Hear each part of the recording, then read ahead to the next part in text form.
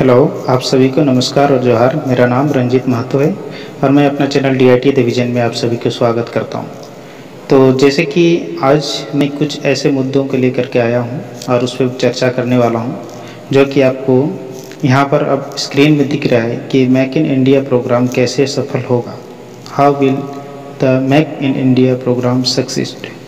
तो इसी के ऊपर मैं बात करने के लिए कुछ टॉपिक लेके आया हूं। तो जो अभी हमारी गवर्नमेंट की कुछ पॉलिसीज़ हैं उसमें कुछ सुधार किया गया, क्योंकि WTO के अनुसार कोई भी देश अपना जो बिजनेस व्यापार रिश्ता होता है वो किसी दूसरे देश के साथ नहीं तोड़ सकता, उसका कुछ नियम है। तो उसी चीज़ों को ले करके अभी जो है कुछ सरकार ने अलग तरीके के कदम उठाए हैं, तो उसी पर आज हम बात करने वाले हैं। ये मेरे वतन के लोगों, इनको आज याद करते हुए, इनके चरण स्पर्श करते हुए इनको श्रद्धांजलि देता हूँ और इन 20 जवानों को भावपूर्ण हृदय से श्रद्धांजलि अर्पित करते हुए आशा करूँगा कि मेरे मातृभूमि इनको अमन चैन से अपने गोद में आश्रय दे और ये बार बार इस मातृभूमि की सुरक्षा के लिए जन्म लेते रहें। आज दोस्तों, इन्हीं की श्रद्धांजलि के ऊपर आज हम लोग चाइना को बॉयकॉट करने जा रहे हैं, उनके प्रोडक्ट को बॉयकॉट करने जा रहे हैं। तो यहाँ पर मेक इन इंडिया प्रोग्राम के तहत हमारे बहुत सारे ऐसे इनिशिएटिव और सरकार के द्वारा कानून में कुछ बदलाव लाए गए हैं, जैसे कि हमारे प्रधानमंत्री श्री नरेंद्र दामोदर दास मोदी अभी फ़िलहाल वर्तमान प्रधानमंत्री के द्वारा कड़ी कदम उठाया जा रहा है कि मेक इन इंडिया प्रोग्राम को आगे बढ़ाएं। हम अपने देश में ज़्यादा से ज़्यादा उत्पादन करें, स्वावलंबी बने, आत्मनिर्भर बने, दूसरे देशों के ऊपर हमें किसी भी प्रकार का आशा में आश्रित ना रहना पड़े। तो इसी को आगे बढ़ाने के लिए हमारे जो ई-कॉमर्स कंपनी हैं, वेबसाइट हैं, जो आज इंडिया में बहुत सारे बृहद रूप मतलब बड़ा रूप लेकर के अपना व्यापार को चला रहे हैं, उसमें से बॉयकॉट चाइना को आगे बढ़ाने के लिए जनताओं का जो रोष है उनको देखते हुए ये जो ई-कॉमर्स आपको दिखाई दे रहे हैं लिस्टों में, तो इनमें एक चेंज लाया गया। जैसे बड़े बड़े जो अमेज़न है, फ्लिपकार्ट है, पेटीएम, तो उसी चेंज के बारे में आपको मैं कुछ बताने जा रहा हूँ कि अब क्या होगा। जैसे बॉयकॉट चाइना है, इसको WTO के अकॉर्डिंग कोई भी देश किसी देश के साथ व्यापार के जो रिश्ता होता है उसको पूर्ण रूप से तोड़ नहीं सकता।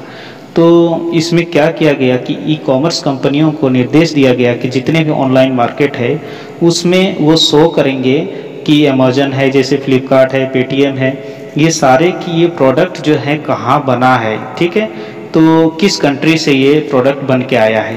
तो देखिए यहाँ पर ये जो प्रोटेस्ट दिखाया जा रहा है कि हमारे देशवासी किस प्रकार से अपने गुस्से में और अपने गुस्से का प्रदर्शन कर रहे हैं, मेड इन चाइना को बैन करने के लिए बोल रहे हैं। तो सरकार ने इसके लिए अलग तरीका निकाला और इससे क्या होगा कि मेड इन इंडिया है उसको एक अलग कैटेगरी मिलेगा, जिससे लोग उसको चुन सकेंगे, अपने देश के प्रोडक्ट को खरीद सकेंगे, गर्व महसूस कर सकेंगे। तो ये मेड इन इंडिया जो है ये प्रोग्राम को और बूस्ट मिलेगा, जिससे हमारे देश की जो अर्थव्यवस्था है उसमें इसकी एक अच्छी भागीदारी होगी और ये हमारे लिए आने वाले टाइम में बहुत ही फायदेमंद मतलब कि लाभकारी होगा, ठीक है।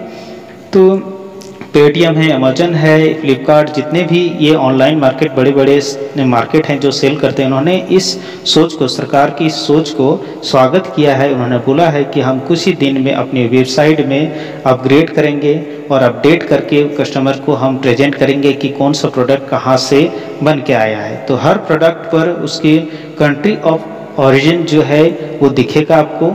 और ये इसे जो WTO के नियम है ये इसमें कोई उल्लंघन नहीं होगा, क्योंकि WTO के नियम के अनुसार सरकार जो है प्रोडक्ट को बैन नहीं करती है, और कर नहीं सकती है, पर सरकार तो एक फ्री मार्केट बना सकती है। वहाँ के जो जनता है उनको वो आज़ादी मिल सकता है, दे सकते हैं कि वो अपनी आज़ादी से प्रोडक्ट को चुने और अपनी इच्छा अनुसार वो खरीद सके। हमारा देश एक डेमोक्रेसी कंट्री है, तो इसीलिए जनता को पूर्ण स्वतंत्र है कि वो अपने सूझबूझ और अपनी सोच के अनुसार, अपने विचार के अनुसार वो जिस प्रोडक्ट में उसको लाभ प्राप्त होता है उससे वो खरीदे। तो इसीलिए सरकार का जो ये सोच है ये स्वागत योग्य है। तो सरकार किसी को ये नहीं बोल सकता कि आप चाइना का प्रोडक्ट खरीदें या ना खरीदें, आपको सोचने के लिए पूरा स्वतंत्र मौका दिया जा रहा है। तो इस रिपोर्ट से ये पता चल रहा है कि आने वाले टाइम में जो जनता हमारे जिस प्रकार के रोष में और जिस प्रकार के अपने दुख को व्यक्त करते हैं और अपना बॉयकॉट चाइना पॉलिसियों को आगे बढ़ाना चाहते हैं, तो वो अपने अपने मतलब इच्छा अनुसार वो अपने मेड इन इंडिया या मेक इन इंडिया के तहत जो भी प्रोडक्ट बन रहा है उनको वो खरीद सकेंगे। ठीक है, तो इस साल की जो रिपोर्ट है सबसे बड़ा रिपोर्ट की अभी जो हमारा ट्रेड डेफिसिट था वो घट गया है और 48.7 बिलियन हो गया है। तो ये बहुत ही अच्छी खबर है, जो चाइना के साथ हमारा जो व्यापार अंतर होता था ये घटा है। ठीक है, और इससे इस प्रकार के अगर हमारा प्लान आगे सरकार के द्वारा जनताओं के ऊपर छोड़ दिया जाए तो 5 से 7 बिलियन और कम होने की चांसेस है, हो सकता है, तो जो कि चाइना के लिए नुकसान है। हमारे देश एक फ्री मार्केट है, यहाँ पर जिस कंपनी का प्रोडक्ट सबसे सस्ता होगा और वो क्वालिटी में अच्छा होगा उसी के मार्केट में डंका रहता है, उसी को ज़्यादा लाभ प्राप्त होता है। हम भी चाइना के जैसा सस्ता सामान बना सकते हैं, उससे भी सस्ता सामान बना सकते हैं। उसका कुछ कारण आपको बताने जा रहा हूँ मैं, जो कि ये कारण, पहला कारण ये है कि हमारा देश खुद एक मार्केट है जो 135 करोड़ की आबादी को अपने अंदर सोचता है, समाये रखता है।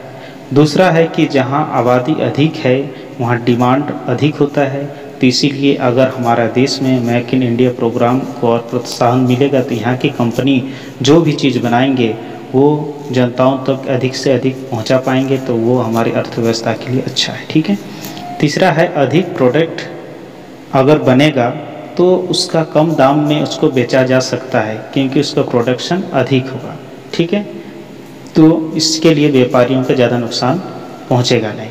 ठीक, जैसे कि एक एग्जांपल देता हूं, एक छोटी सी कॉलोनी था और वहां पर पानी का कनेक्शन था नहीं, तो 2 वर्कर्स थे उस कॉलोनी में पानी के सप्लाई करते थे। तो वो पानी ढो करके लाते थे और सभी के घर में पहुंचाते थे। ठीक है, तो वो दोनों वर्कर्स में से एक जो है एक बार बीमार पड़ गया, तो कुछ घरों तक पानी नहीं पहुंचता था। तो पहले जो वर्कर्स हैं जो पानी ढोने का काम करता था उनके ऊपर डिमांड ज़्यादा आ गया। तब क्या हुआ कि वो रात दिन मेहनत करने लगा और पानी पहुंचाने लगा। लेकिन जो बीमार पड़ा हुआ था व्यक्ति, उसने बीमार पड़े हुए खटिया में सोचने लगा कि मैं अगर ऐसा बीमार पड़ जाऊंगा तब मेरे घर में पैसा आना बंद हो जाएगा और मेरे बच्चे भूखे रह जाएंगे। तो उन्होंने क्या किया, एक आइडिया लाया कि मैं बीमार होने के बावजूद भी मेरे पास पैसे की कमी नहीं होना चाहिए। उन्होंने क्या किया कि जब ठीक हो गया तो कुछ कष्ट करके पैसे जोड़ते गया और सभी के घरों में कनेक्शन पहुंचाया और उन्होंने पानी के सप्लाई उनके घर तक पहुंचा करके टूटियों में मतलब कि ला दिया। तो लोगों को आसान होने लगा, खर्च कम हुआ, एक ही बार पाइपलाइन बिछाना पड़ा और उसके बाद उन्होंने कुछ कॉस्टिंग भी कम कर दिया।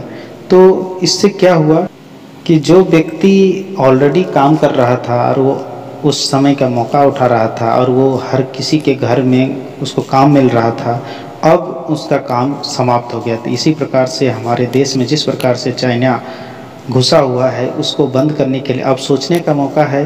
अब हम बीमार पड़े हुए हैं लेकिन अपने दिमाग को जगाए रखने का समय है और सोचें, कुछ इनिशिएटिव आइडिया लाएं और इस मतलब कि सिचुएशन को आने वाले टाइम में और सुखदायी बनाने के लिए कुछ बेहतर सोच हमें डेवलप करना होगा, ताकि कल दिन अगर हम कभी बीमार भी पड़ जाए तो हमारे पास पैसे की कमी ना हो और अर्थव्यवस्था में किसी प्रकार का कोई चोट ना पहुँचे, हमें कोई नुकसान ना हो। तो आप सभी के समझ में आ गया होगा तो हमें क्या करना चाहिए। तो इस कहानी से हमें ये सीख मिलती है कि हमें तैयार रहना है। अभी हम बीमार हैं तो हमें सोचना है, अपने मेक इन इंडिया प्रोग्राम को सक्सेस करना है, अपने देश को साथ देना है। यदि आपको मेरे द्वारा इस सुनाई गए सारी चीज़ें अच्छी लगी तो लाइक और शेयर करिए, चैनल को आगे सब्सक्राइब करिए। इसी प्रकार का सोच मैं आपके साथ शेयर करते रहूँगा। धन्यवाद।